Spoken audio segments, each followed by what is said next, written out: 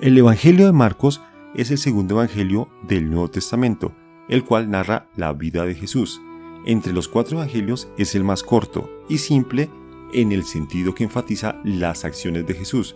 Algunos lo llaman el evangelio de acción. Tiene un enfoque hacia la audiencia gentil, a diferencia del evangelio de Mateo, que va enfocado a una audiencia judía. Así que hoy en The History veremos 7 datos históricos y sorprendentes sobre el evangelio de Marcos. Empezamos. Número 1.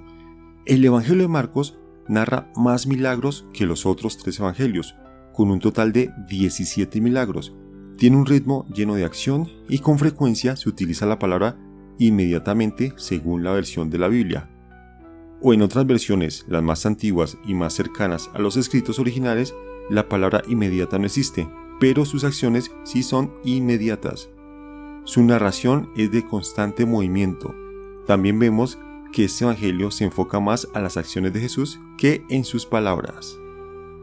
Como vimos al principio, el evangelio de Marcos es el evangelio más corto. Contiene la mitad de la información del evangelio de Lucas y el 90% de su contenido se encuentra entre el evangelio de Mateo y Lucas. El evangelio de Marcos es tan corto que comparado con los demás evangelios, este no narra el nacimiento de Jesús.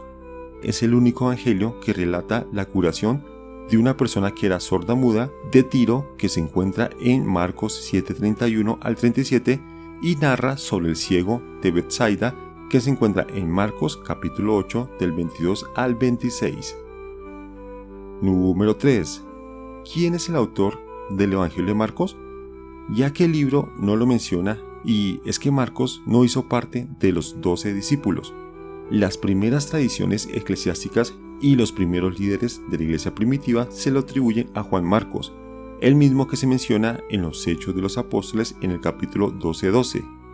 Marco era primo de Bernabé, viajando con él y Pablo en el primer viaje misionero, Hechos 12:25. También trabajó con el apóstol Pedro.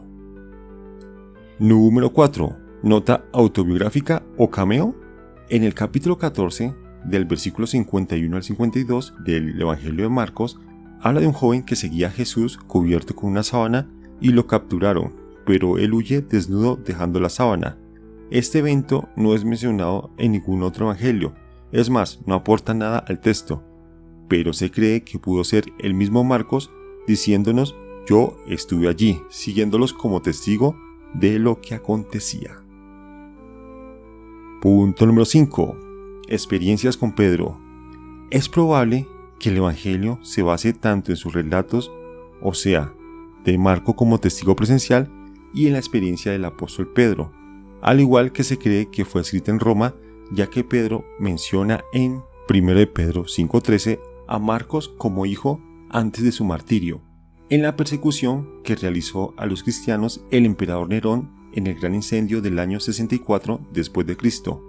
Esto explica el por qué el evangelio va enfocado a los gentiles para alentarlos en medio de la persecución. Número 6. El enfoque de Marcos hacia la audiencia gentil. A diferencia de Mateo, Marcos explica los atuendos judíos, traduce palabras en arameo y tiene un enfoque en la persecución. Todos estos temas de especial interés para los creyentes en Roma. También se entiende la ausencia de la genealogía de Jesús. Número 7. Énfasis. En el Evangelio de Marcos se hace énfasis en la cruz, el discipulado, la enseñanza de Jesús, destacando a Jesús como maestro y el reino de Dios. Este evangelio no lleva un orden cronológico, sino que es una recopilación por sucesos, y como parte de la estructura del evangelio encontramos como primero el inicio del ministerio de Jesús del capítulo 1, versículo 1 al 13. Como segundo, el ministerio de Jesús en Galilea del capítulo 1 hasta el capítulo 9:29. Tercero, el ministerio de Jesús en Judá, todo el capítulo 10 de Marcos. Y cuarto, la muerte y resurrección de Cristo del capítulo 14 hasta el capítulo 16:8.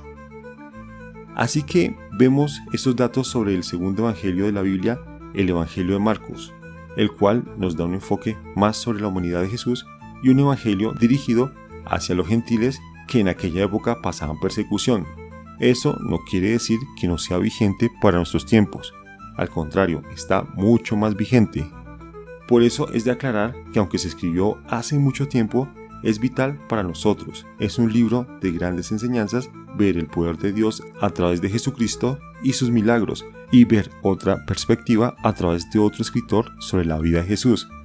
Así este no haya sido uno de los 12 apóstoles.